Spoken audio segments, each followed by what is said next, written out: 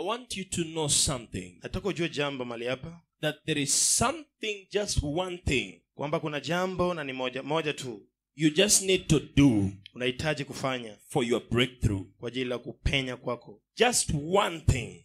Jambo moja tu. Not even 10. Si hata 10. Just one. Moja tu. Praise the name of the Lord. Amen. And this one thing is the one that I want us to talk about. Jambo hili moja ndio nataka tuongelee. It's called binding the strong man. Inaitwa kufunga mwenye nguvu. Binding the strong man. Kufunga mwenye nguvu. Praise the name of the Lord. Amen. Listen to me. Sikize. David had already killed the lion. Daudi alikuwa ameshaua simba. David had already even killed the bear. Daudi alikuwa ameshaua hata dubu. But there was just one battle. Lakini kulikuwa tuna vita moja tu. With Goliath. Na Goliathi. So that he can become king. Ili kwamba awe mfalme. Praise the name of the Lord. Amen. Just one battle. Vita moja tu. That announced David. Nikatangaza was to bring down Goliath. Ilikuwa ni kuleta chini Goliathi. Killing the lion. Kuua simba, killing the bear, kuua dubu, was not as important haikuwa maana zaidi as bringing down the strong man. Kama kuweka chini mwenye nguvu. Praise the name of the Lord. Amen. Because when you read that story, kwa sababu ukisoma hadithi hiyo, you get to a place unafika mahali when Goliath had gone down. Kwamba Goliath alikuwa amekuwa chini. Every Philistine that was making noise, Wafilisti wote ambao walikuwa wanapiga kelele, they began to run away. Walianza kukimbia. Because there was just one thing that was needful. Kwa sababu kulikuwa na jambo moja tu ilikuwa inahitajika. To bring Goliath down. Weka Goliath chini. To bring the strong man down. Weka mtu mwenye nguvu chini. And this afternoon, na mchana wa leo, I believe by the power that is in the name of Jesus, that every strong man in your life must come down in the name of Jesus. Hallelujah. Amen. I want us to go to Matthew chapter 12, verse 28. Mstari wa 28. Matthew chapter 12, from verse 28. Kuanzia mstari wa 28. If you are there, say amen. Kama alipale sema amina. Matthew chapter 8 verse 28. Matthew 12 verse 28. Mathayo 12:28. The Bible says, Biblia inasema, but if lakini it is by the Spirit of God ni kwa Roho Mtakatifu that I drive out the demons, kama ni kwa Roho Mtakatifu nafukuza mapepo, then the kingdom of God has come upon you. Basi sasa ufalme wa mbingu imekuja juu yenu. Even before you expected it. Hata kabla hujaitarajia. Praise the name of the Lord. Amen. Just before I go deeper, kabla aende ndani, that I drive out demons. Kwamba nafukuza mapepo. Listen to me. Excuse. It is not a must. Sio lazima for somebody to roll on the ground. Ya kwamba mtu abingirike kwa mavumbi. For devils to come out. Ili mapepo yatoke nje. Hallelujah. Amen.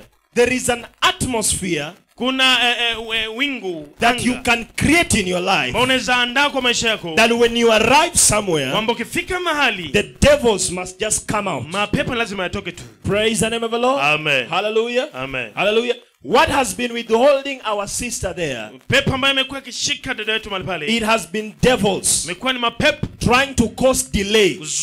Kufanya acheleweshwe. Praise the name of the Lord. Amen. But we drive out devils. Lakini tunatoa mapepo. Praise the name of the Lord. Amen. Lift up your right hand and say, I will drive out devils. I will drive devils. In my family. In my family. In my house. In my house. I will drive them out. I will drive them out. Praise the name of the Lord. Amen. And the kingdom of God has come upon you. Falme mbingu imeshuka juu yako. Even before you expected it. Hata kabla hujakubali. Let's go to 29.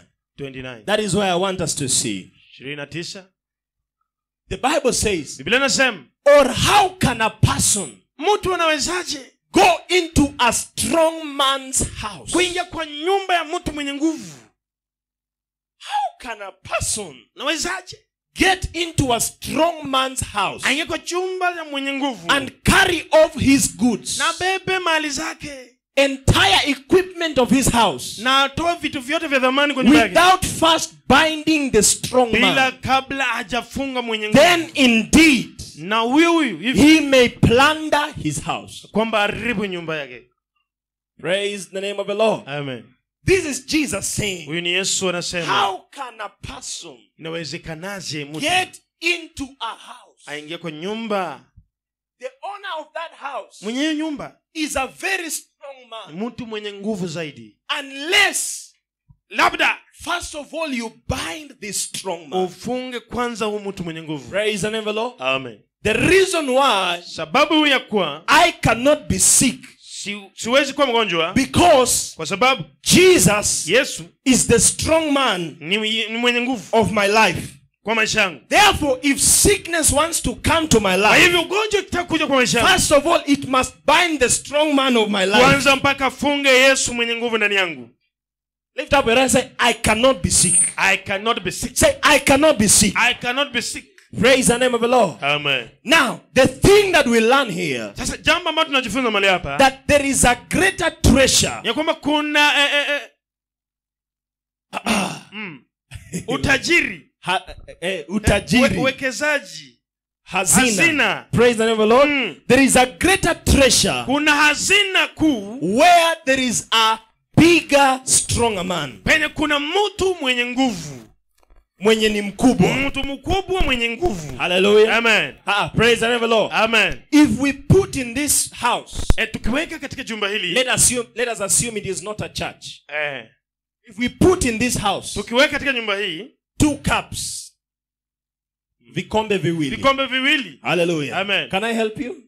Eh, Hallelujah. amen. If we put in this house Tukiweka katika jumba hili 2 cups, vikombe viwili, we cannot put hatuwezi 100 askaris hatuwezi weka maskari 100 to guard 2 cups. kuzuia vikombe viwili tu. Right?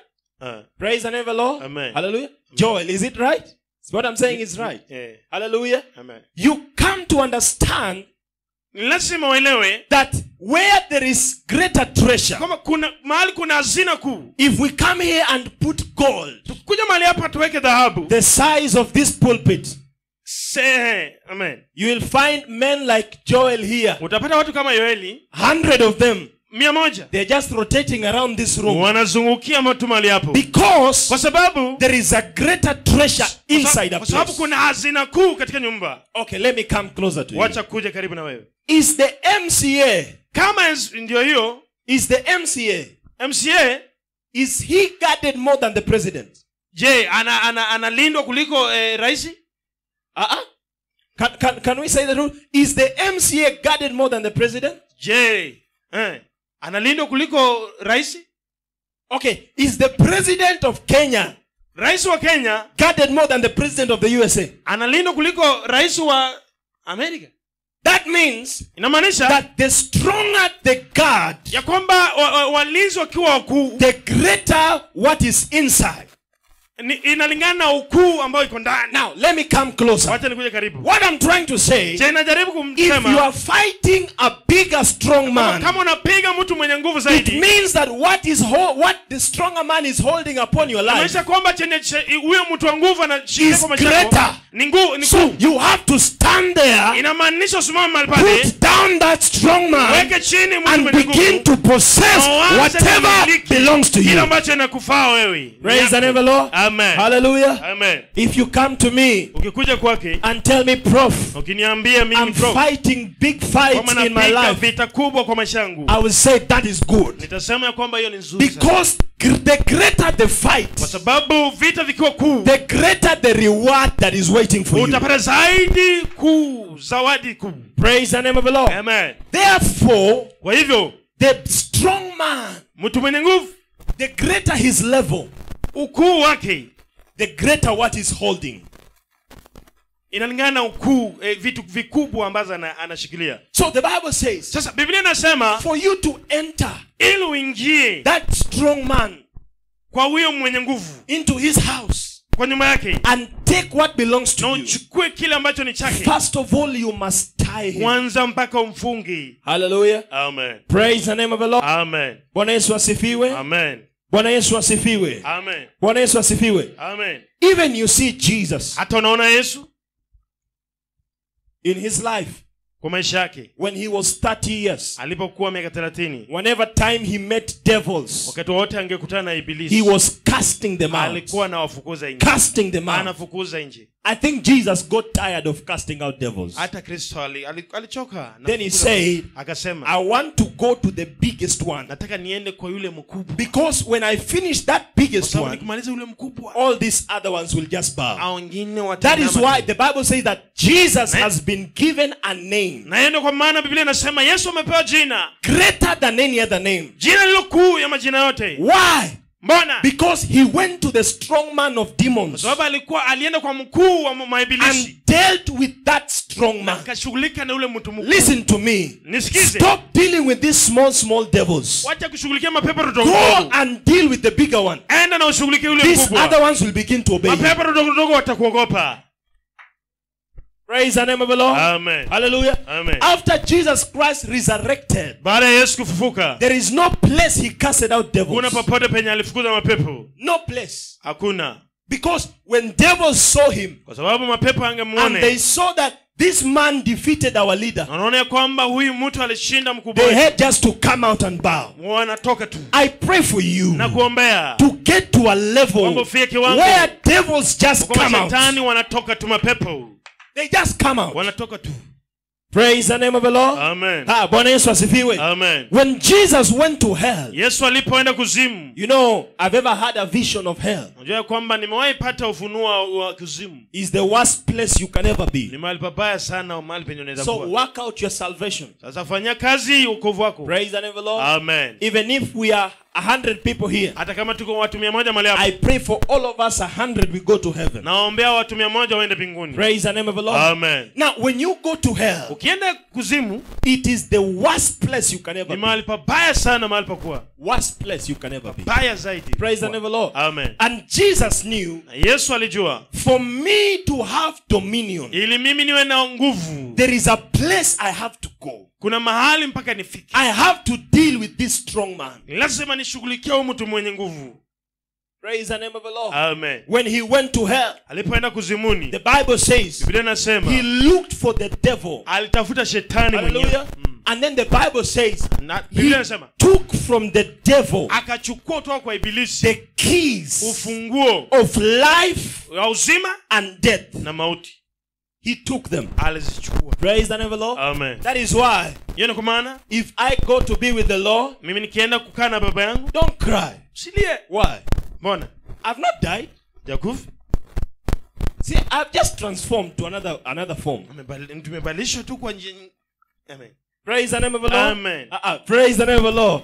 Stop fearing how to die, my Wacha friend. kuogopa kufa bwana. If you are living just right, kama unaishi vizuri, you will just, when people are crying there, my friend, you are with God. You are laughing at them. Why are you crying? Wanalia, wewe utakuwa na Mungu, unasherehekea na malaika. But before you go to God, there are some things you must accomplish here on Lakini earth. kabla uende mbinguni mpaka umalize kazi hapa duniani. Now, you see, Jesus went to the kingpin. Unaona, Yesu alienda kwa yule mtu mkuu zaidi. If you talk to this English of these young people, they say kingpin. A kingpin hiyo. Hallelujah. Amen. They went to the real leader of the demons. Alienda kwa mkuu mwenyewe wa mapepo, pulled down that strong man. na kamwangusha wewe mtu mwenye nguvu. Therefore these other ones just had to obey. Kwa hivyo hao mapepo wengine wanatii. Let me come closer. Wacha nikuje karibu. In your family, katika familia yenu, there is a lead spirit. Kuna maroho za familia. It is leading these other spirits, pepo ambaye inaongoza mapepo hao wote, so that you can be pulled down. ili kwamba uvutwe chini. If you deal with that lead spirit, ukishughulikia huyo roho, all these other small ones will bow. Watanguka chini ya miguu yako. Praise the name of the Lord. Amen. Bwana Yesu asifiwe. Amen. Bwana Yesu asifiwe. Amen. Therefore, you know, you find some families. Kwa hivyo unapata familia mengine, people are born again. Watu wameokoka tu. Speaking in tongues. Wanaongea kwa ndimi. Hallelujah. Amen. Even they have greater vocabularies of tongues. Hata wako na ndimi za Amen. Hallelujah. When you hear them sing, ukisikia wakiimba, they sing so well. Wanaimba kama malaika. Until they take you to heaven. Mpaka wanakupeleka mbinguni. But the strong man in that family, lakini mtu mwenye nguvu katika familia hiyo, does not allow anything to enter their pocket. Haruhusu chochote ingie kwa mifuko yao. My friend, am I prophesying to you? Praise the name of the Lord. Amen. Praise the name of the Lord. Amen. You find out that unapata ya kwamba yes, he's having other problems. Ndio akona mambo mengine. But the strong man of that family lakini mtu mwenye nguvu kwa familia hiyo is the spirit of poverty. Ni roho ya maskini. Let me tell you something. Wacha nikuambie jambo. When you just deal with that spirit, ukishughulikia tu mtu mwenye nguvu all moja, these other spirits of sickness and whatever, they will have to bow. Magonjwa watasujudu mbele yako. Tajisalimisha. Praise the name of the Lord. Amen. Praise the name of the Lord. Amen. Bwana Yesu asifiwe. Therefore, we must go to the lead spirit. Kwa hivyo lazima tuende kwa kiongozi wa mapepo. We want to see which spirit is affecting us. Tunataka tuone roho mgani na affect maisha yetu. Which spirit is trying to hold us behind. Roho mgani ambaye anatuvuta nyuma. We must bring it down in the name of Jesus. Lazima tumweke chini kwa jina la Yesu. Praise the name of the Lord. Amen. Bwana Yesu asifiwe. Amen. Bwana Yesu asifiwe. Amen. Therefore, when we deal with the topmost spirit, kwa hivyo tukishughulikia ule pepo mkubwa zaidi, all these other ones will begin to come down. wengine watashuka chini. Praise the name of the Lord. Amen. Praise the name of the Lord. Some other people in their family, there is just the spirit of premature death. Watu wengine kwa familia zao roho ambayo inawatesa ni roho ya kufa mapema. They say, oh, my father died at 40. Sema baba yangu alikufa kwa miaka 40. My mother died at 40. Mama yangu alikufa na miaka 40. Even when you get to 39, you begin to prepare yourself. Sasa ukianza kufika ukaribia miaka 39 unaanza kujiandaa. You just know my time to go is almost coming. Unajua tu wakati wangu wa kwenda imefika. No. Hapana. No. Hapana. Praise the name of the Lord. Amen. The Bible says that we shall live kwamba tutaishi to see our grandchildren, kuona wajukuu, our great grandchildren. Wajukuu. That is what the Bible says. Ndio Biblia inasema. Lift up your right hand. Say, my father, my father. Any spirit that wants to kill me, prematurely, Lord, I bind it in the name of Jesus. In the name of Jesus. Hallelujah. Amen. We refuse to die prematurely. Tunakataa kufa mapema. Praise the name of the Lord. Amen. I refuse to die prematurely. Nakataa kufa mapema. Hallelujah. Amen. Praise the name of the Lord. Amen. Now, how do we bind this strong man? Tunafungaje huyo mtu mwenye nguvu? I'm just having 2 points, then we pray. Amen. Mbili tu na tunaomba. How do we bind the strong man? Tunafungaje mtu mwenye nguvu? We bind the strong man. Tunamfunga mtu mwenye nguvu. Number 1. Nambari moja. By prayer and fasting. Kwa maombi ya kufunga na kuomba. Prayer and fasting. Funga na kuomba. Hallelujah. Amen. Praise the name of the Lord. Amen. I love this church. Napenda kanisa hili. It is a fasting machine. Ni kanisa la kufunga na kuomba. Hallelujah. Amen. This December we have been having 14 days prayer and fasting. December hii tumekuwa na maombi ya kufunga na kuomba siku 10. January we are beginning with 21 days prayer and fasting. Januari tunaanza kufunga na kuomba. And just try to be serious in those prayer and fasting. Kuwa tu makini na umaanishe katika and maombi. see if God won't do something. Uone kama Mungu atafanya jambo kwa maisha yako. Hallelujah. Amen. This time during our 14 days prayer and fasting, wakati tumekuwa tukiomba siku 14, God bless us with a recording mixer. Mungu ametubariki na mixer ya kurekodi and with a camera na video camera. My friend, these things are not hired, they are ours. Hatujazihaya, they are ours. Hazijakombolewa, ni zetu. Praise the name of the Lord. Amen. When you see that small camera, kiona hiyo kamera hiyo ndogo 50 imeanguka. This one 50. Not somebody from USA bought. Sio mtu kutoka America. Just us here. Watu mali hapa. That's what I'm telling you. There are some things they are waiting for you to pray and maana nakwambia kuna mambo inangoja tuombe so that they can be released. Ili kwamba ziachiliwe. The Bible says. Biblia inasema. How many people know Daniel in the Bible? Wangapi wanajua Danieli kwa Biblia? Daniel prayed for 21 days. Danieli aliomba siku 21. And when the angel came to Daniel, malaika alipokuja kwa Danieli, he told Daniel, alimwambia Danieli, do you know what? Unajua nini? The first day you prayed, siku ya kwanza ulipoomba, your answers were released. Maombi yako yalijibiwa. Listen to me. The first time I just say receive your house, siku ya kwanza aliposema ya kwamba pokea nyumba yako, it's already released from heaven. Tayari imeachiliwa. Now it's about you now to go to your knees. Sasa wakati wako wewe kwenda kwa magoti. And say now this house must appear. This house must manifest. This house must come to pass. Kwa yangu. Praise the name of the Lord. Amen. Hallelujah. Amen. Some people, they call other people, oh, this man is a fake man of God. Watu wengine wanasema kwamba huyu sio mtumishi wa Mungu halali. He says things it does not come to. Anasema mambo na yakujutukia. No, his work is to say. Hapana, yeye kazi yake ni kusema. And your work is to begin to receive and take it. Na wewe kazi yako ni kufuatilia na kupokea. Prayer and fasting.